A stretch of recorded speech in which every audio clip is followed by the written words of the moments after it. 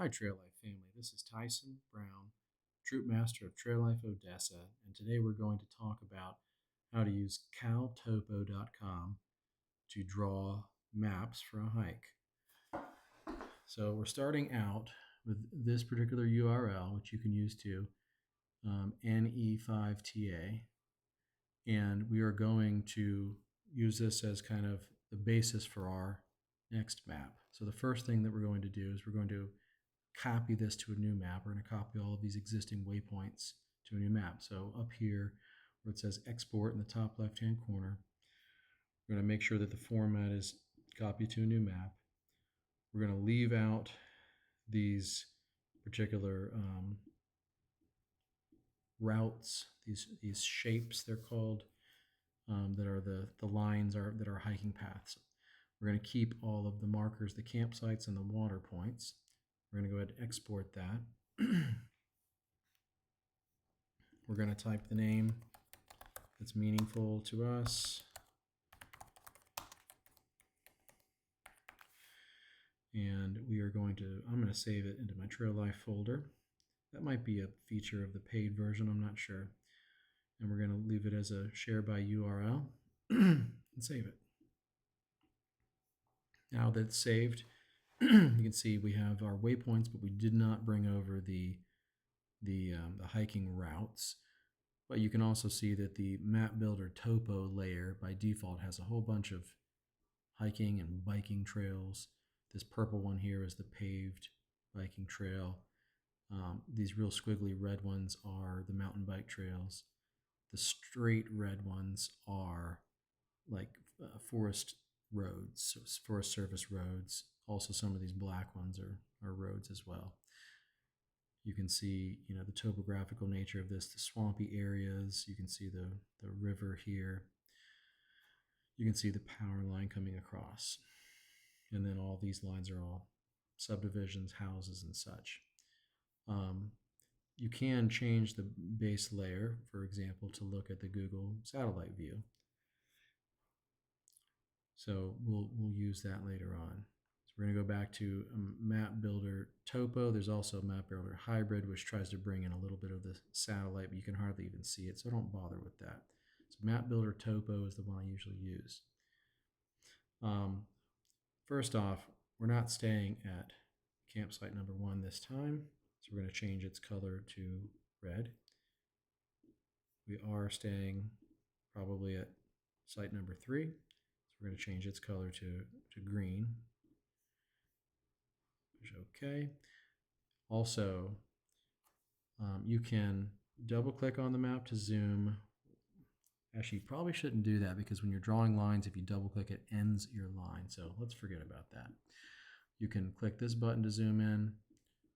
You can use the mouse scroll wheel to zoom in, I believe. I'm on a laptop right now without a mouse. When you aren't drawing, you can pinch and pan with your fingers, which is real handy to kind of get around. But that doesn't work when you are drawing. This right here is the loop with the restroom building showing there. I believe the group campsite is right up in here if I'm recalling correctly. So we're going to go ahead and make a waypoint for that. I'm going to right click on the map and I'm going to say add a marker. We're going to say group campsite. We are going to make it double the size. We're going to change the icon to a tent camping icon, and we're going to change the color to purple and push OK. So there's our group campsite. Now flipping back over to satellite view real quick, you can see there's a little trail going through right here, and so we're going to actually start off in this view to start drawing our path. So we're going to add a map object. It's going to be a line. The label is going to be day 1 hike, we are going to give it a 5 thickness. we're going to make it 70% opaque, which means 30% transparent, so you can kind of see through it. Looks better that way. We're going to change its color to, let's just say green for now. We're going to start, oops, my mouse just disappeared. Then we're going to come over here and we're going to click near the group campsite, and you can see we can start to draw. You can also see it's trying to snap, which is fine. We're going to click right there, and then we want to go across. You can see if we come across too far, it tries to snap to trails, all the way up and around to get us the shortest distance by trail from here to here. But that's not what we want. So we're going to come a little bit further in, and you can see now if I click, it's going to draw the line straight across. Now we're close enough to where it's okay to snap onto this line, so we'll go ahead and snap it. Now it's going to start snapping again onto those lines. If you don't want it to snap for any reason, you can change up here, snap to from OSM, you can change it to none. We're going to leave snapping enabled.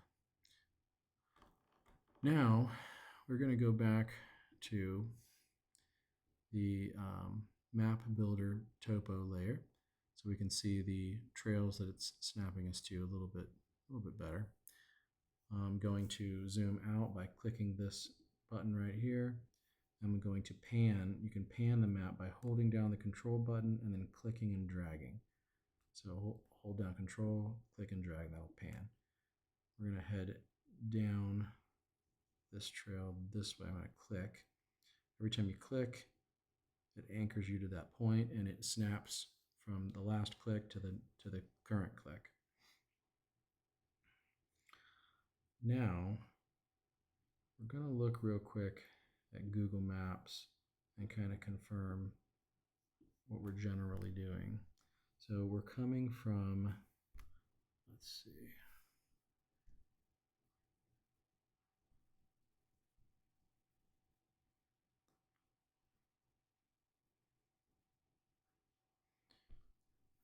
Coming from right here, and we're going to kind of come down this way and go across. There are some trails on here that aren't marked on the map, so we got to figure out if we're going to incorporate any of those or not. So flipping back over to our map, we're going to keep on clicking along this straighter path. You can see right here we could go down on the mountain bike path. We did that last year to get extra miles. This year we're going to go kind of straight across the power line. Hold down control, click and drag to pan yourself. Now in this area, there's a trail that kind of branches off and goes in a big loop. This might be the start of it, and then it comes back over. And you can see there's no trails in this whole area right here. So we're going to switch over to the Google satellite view. And so there you see, this is kind of the trail. Another thing you'll notice is that the marked trails in yellow aren't quite on top of where the real trail is. You can clearly see at this point, the real trail is the ones that are white. But it's close enough for our purposes through this area here. So we are going to head down.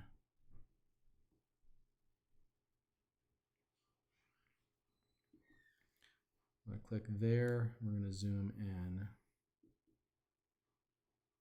and pan over. All right, now we're going to go ahead and if you ever want to go back, you can click this little undo button and it'll take away the last. Like we're going to come here, and then we're actually going to jump over and click on the map, on the satellite view, and kind of click along this road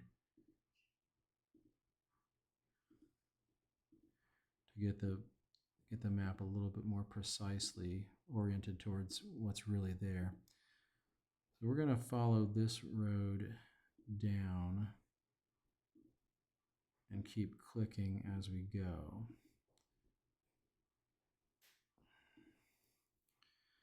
I'm going to zoom in a little bit more.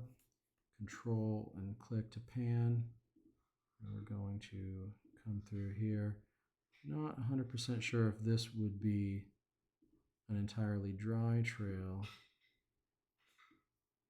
if it had rained lately, but it's been pretty dry recently, so we'll be fine for this hike.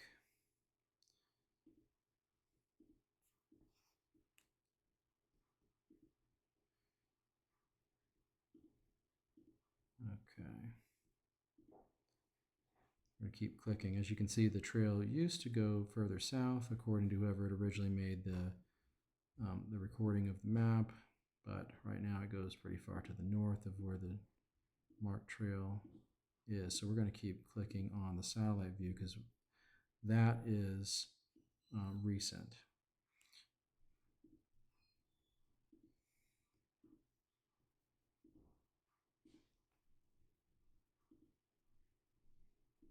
Okay, control pan, control click and pan. Now we're almost to the point where we could snap again, but I'm just going to keep clicking right on the road. And when we print the map, one reason you might not want to do that, let's go back a few. Undo, undo, undo, undo, undo, undo, undo. We're going to go back a couple. One reason you might not want to do that is just because when you print it, you're going to view the topo, and so you'll see this line here, and so that's one reason you might want to stick with the actual marked trails if they're fairly close. Okay, but we're going to go back to the Google satellite view now. Now we got to decide, here's the Anklet River. So we are going to go this way.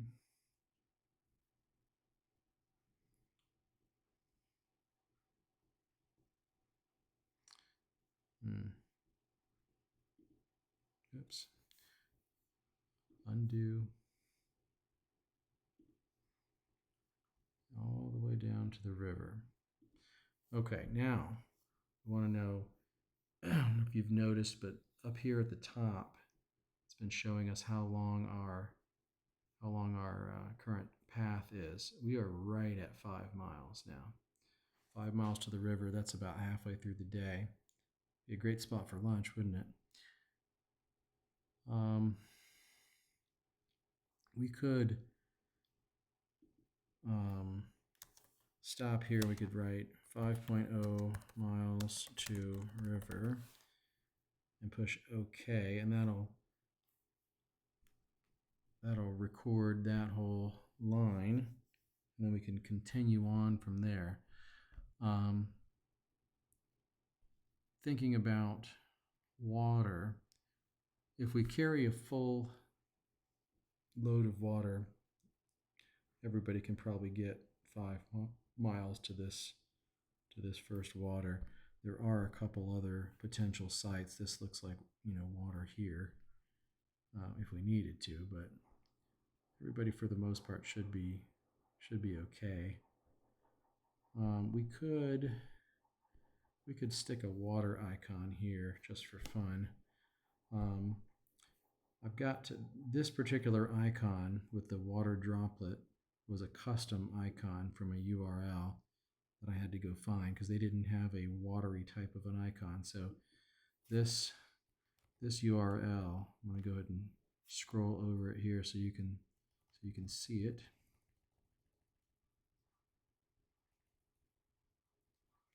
That is the URL for the water icon. So we're going to cancel out of this because we don't need to edit that particular one, but we're going to right click on that pond, add a marker.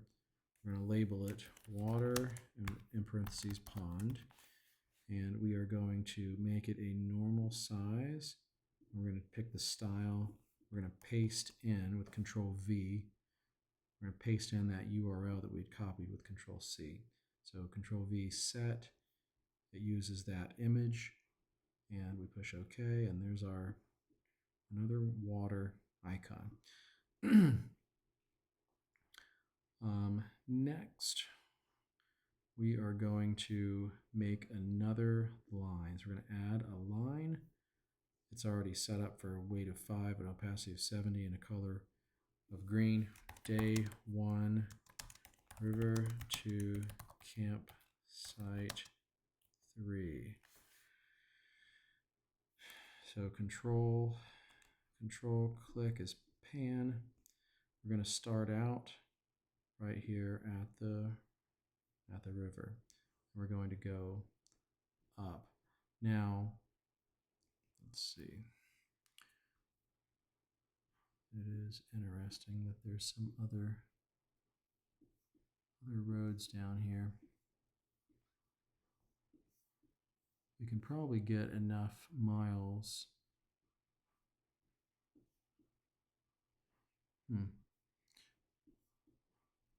It's kind of curious looking at all the unmarked trails, and they kind of look fairly hikey. That might be fun. This right here, this is the paved trail.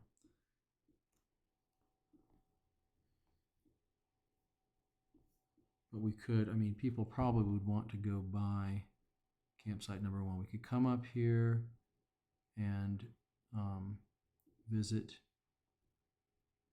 campsite number 1, and then come back down and across, and then we could come follow this track here.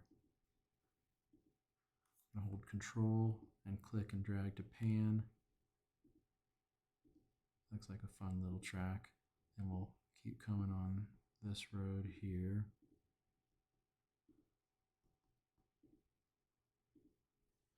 And before we get to the paved road, we'll cut back over. Now, we are currently at how far? We had 5 miles, and then we've got another 2.5 now. So that's 7.5 miles. We'd like to get to 5 miles on this particular track, but here we are. If we came this far, straight to campsite number 3, I want to go ahead and click here, so we're near number 3. That's 3 miles. That'd be 8 miles on the day. That's not quite far enough. We could, so what are our options? You know, it seems a little bit silly to jag all the way back down here and all the way back up. That's an option, though. Or we could, I don't like the idea of going out to the paved bike trail. So I'd like to stay away from the paved bike trail. We could overshoot the campsite, go by the campsite, and then kind of hike up and look at the water up here, and then kind of hike back around. That's not a terrible idea. Let me go back a little bit. We'll go to the campsite, and then, so I think this is a mountain bike trail right here. We're going to zoom in and see if this is really an actual trail, because at this point, Control pan, that all looks like a real trail. That looks fairly real as well. Sometimes it's kind of hard to see. Zoom in.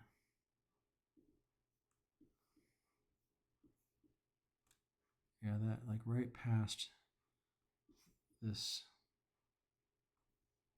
We could come up a little short though and cut across before that building. I think we'll do that. So we'll come here and go across like so. Click close to it, then we can click onto it.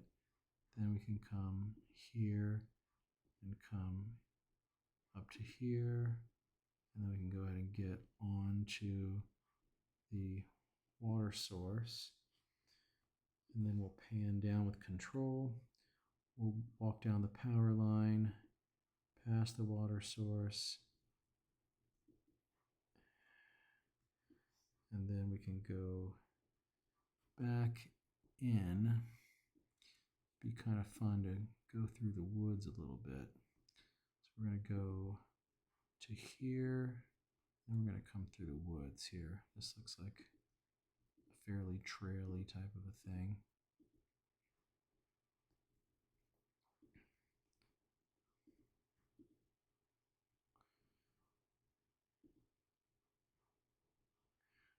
Kind of losing the trail right around here, though. I don't know exactly where it goes. Close enough, though. It looks like it kind of just meanders through the woods here. I can't tell if it goes up and around. We'll just draw it as if it goes up and around, and then right into the campsite. And I double clicked right here to end. We are at 3.88 miles, and plus 5 is 8.88 miles. That's not too bad. It's really not too bad, especially for a first hike.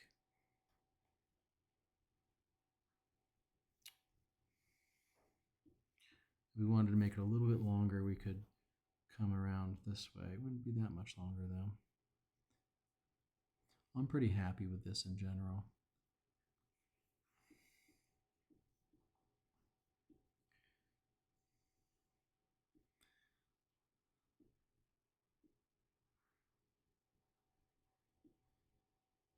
Yeah, another option would be to go down here and come across through some of these, go by the campsite, and then work your way around past the water and back around. All right, so that's our day one. Now that I've completed my path, then I can zoom out. So what you can see is you hold your mouse over this, it says day 1, 5 miles to river, 5 miles, and then this one, day 1, river to campsite, will add that it's 3.9 miles. 3.9 miles, river to campsite 3. Now, for our day 2,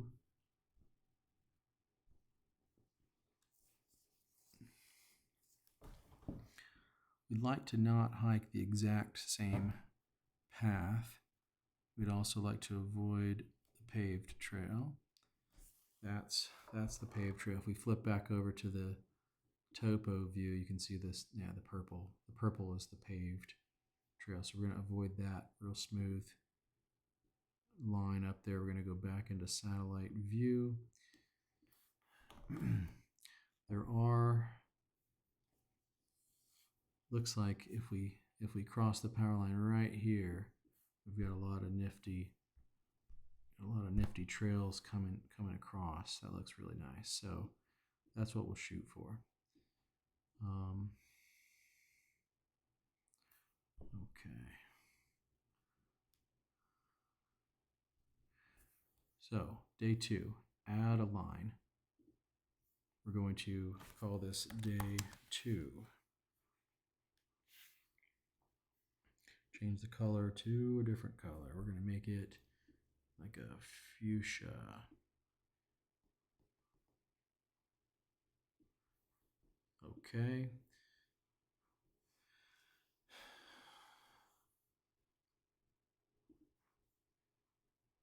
And you can push OK to get that dialog out of your way. We're going to start out right by the campsite, right here. We're going to walk out to the road, the dirt road. We're going to go down and across and up to this point, and then we're going to cut across the power line and hold control and pan. Then we got to decide which path we're going to follow. There's a marked trail this way. If we flip back over to the topo, you'll be able to see that there's clearly a marked trail there. So that wouldn't be too bad.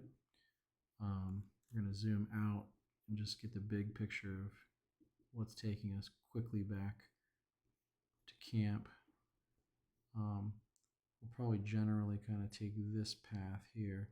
And actually, we could just go ahead and, if we just click right there to take us the whole way, I'd like to zoom in and just make sure that it looks like the trail is fairly close to all of these points. So looks like the trail is pretty true. Not sure what happens in here, but I'm sure we could find it. So we'll click here, control pan. We'll click here, control pan. Click here. This is where I don't know if we're supposed to go up or down. Zoom out. Supposed to go up. We're gonna stay off the mountain bike. This is the mountain bike trail right here. We're gonna stay off that. We're gonna go this way. Control pan. Come back to here. Now, if we go right across where this green line is, they'll merge together and you won't be able to see them separately. So a lot of times what I try to do, instead of drawing them right on top of each other, I try to kind of draw them beside each other. I may go back just a smidge to right here, and then we'll come to here, and then we'll come to there and double click, and then we're done. So there's our day 2. The day 2 is 2.7 miles. So it's really not bad. That's even closer than campsite number 1.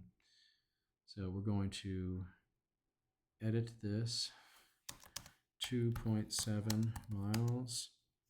And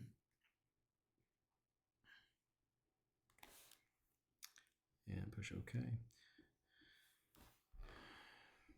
And there you have it. Now, the people who want a shorter hike on the first day can just hike out on the pink trail, 2.7 miles straight to the campsite. They'll be coming by water too. And the people that want a longer hike can go have lunch at the river, come back up and around. Every time you edit anything, it saves it automatically. And at this point, we would end up printing it to a PDF. You can click this print icon here.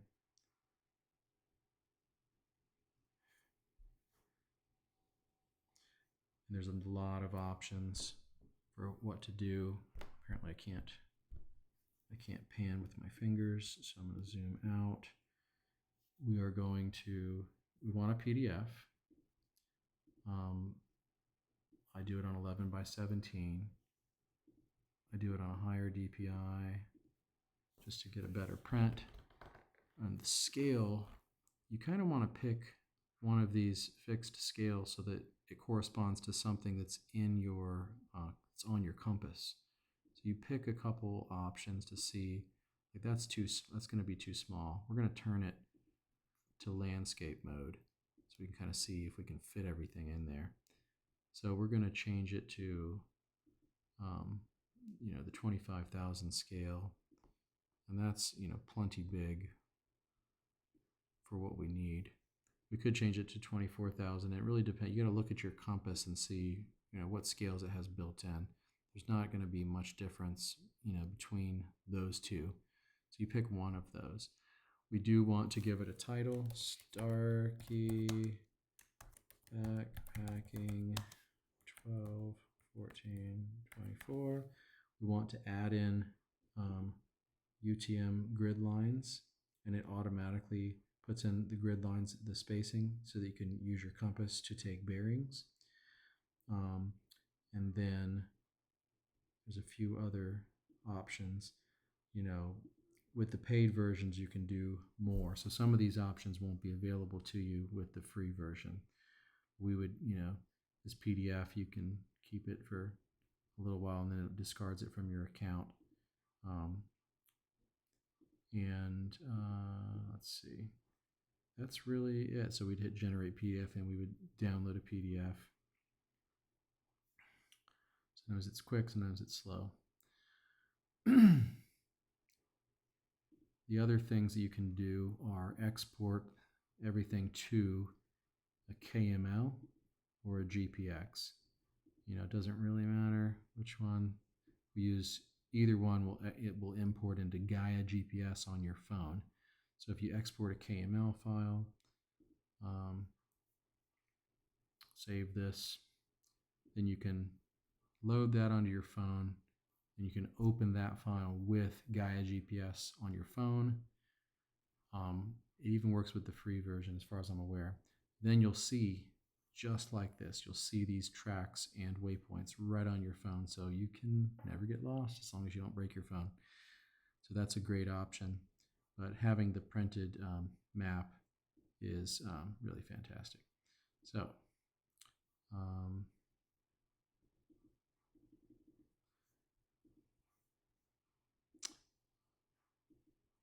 there we go. There's the print. So it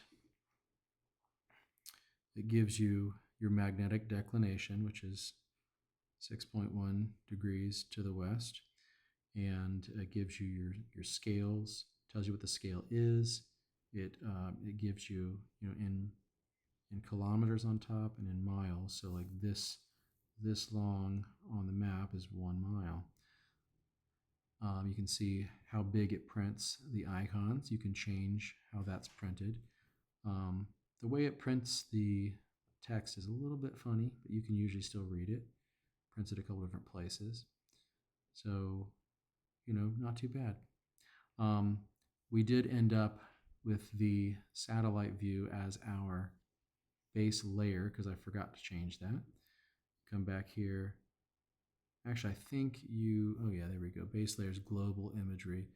We could pick the topo view would be typically how I would print these, so it's not so distracting. Doesn't quite hurt to have the satellite, but this is usually how we do it with the topo view. We'll do one of these just so we can see the difference.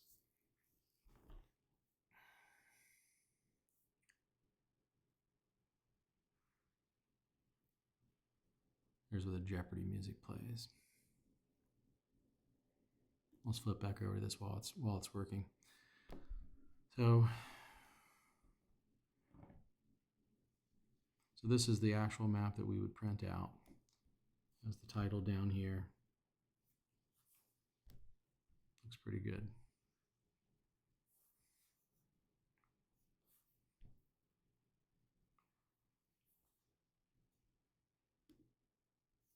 And then here's the version with the topographical map. It's a lot cleaner. They show the trails on here. They stand out. As you saw, they're not exactly where the trails are, but yet, they do stand out a lot better in this view. It looks like a map. This looks like a picture. Could be really helpful if you were trying to figure out where you were based on some things that you saw, the landmarks and such. So it's not a bad option.